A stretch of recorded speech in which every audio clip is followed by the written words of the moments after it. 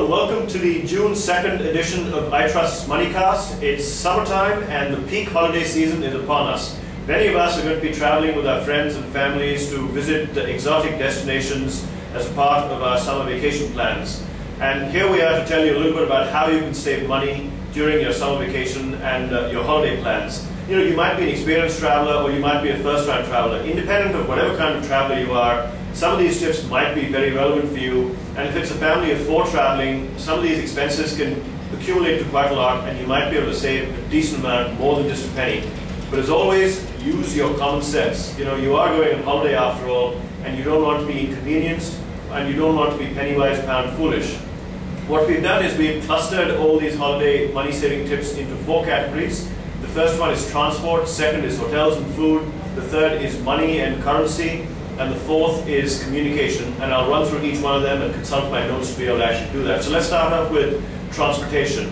The first thing, fly off-peak. Most fares during business rush hour times are going to be fairly expensive.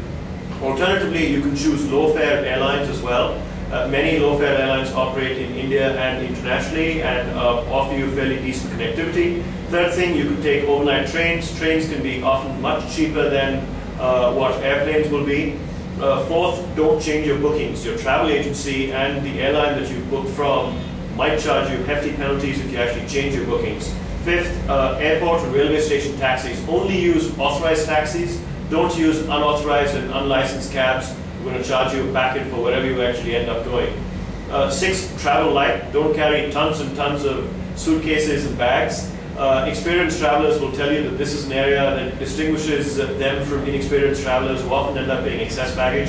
And number 7, use your loyalty points. You might have accumulated enough air miles on an airline and you could redeem those during the travel season. The second category is hotels and food. First of all, when you're booking your hotel room, you know, you might want to negotiate. Because we're in a slow season this time because of the slower economy, hotels have a lot of occupancy available and you might be able to get a fairly decent rate. Alternatively, ask the hotel for package deals. You might be able to club 2 nights, 3 days and so on. Ask for family specials. A third thing you can do is ask for all-inclusive holidays where the hotel room and the food and drinks come all included. Many resorts actually do this, so ask your hotel if this option is available. The fourth thing is if you're actually eating out, consider happy hours at restaurants and various bars that you might end up going to. You could alternately also consider eating in. It might be a good break to be able to just relax, put your feet up and eat inside your room. And it's not a big deal if you just get some snacks and some bread and cheese and jam and make yourself a little sandwich and have a picnic in your bed. You know. A fifth thing is you know, avoid using hotel phones. Hotel phones can be fairly expensive, so try and avoid that a lot.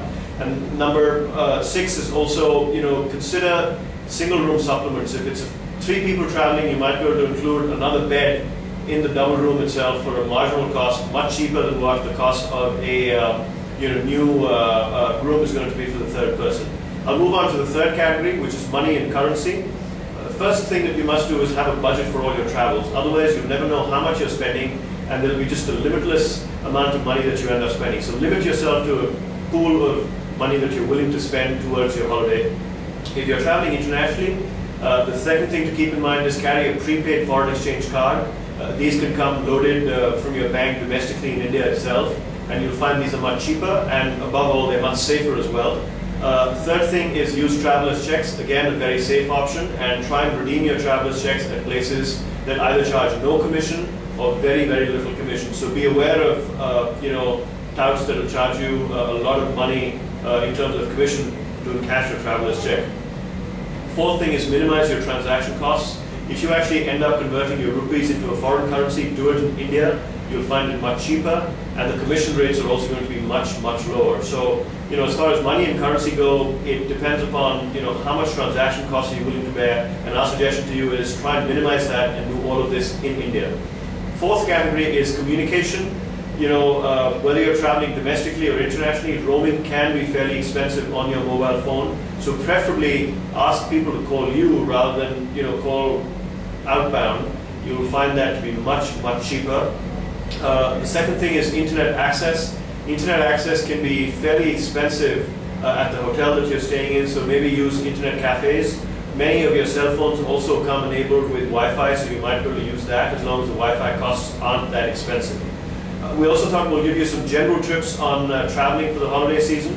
The first thing that you must keep in mind is to ensure that your travel insurance policy is with you. It can save you a lot of money.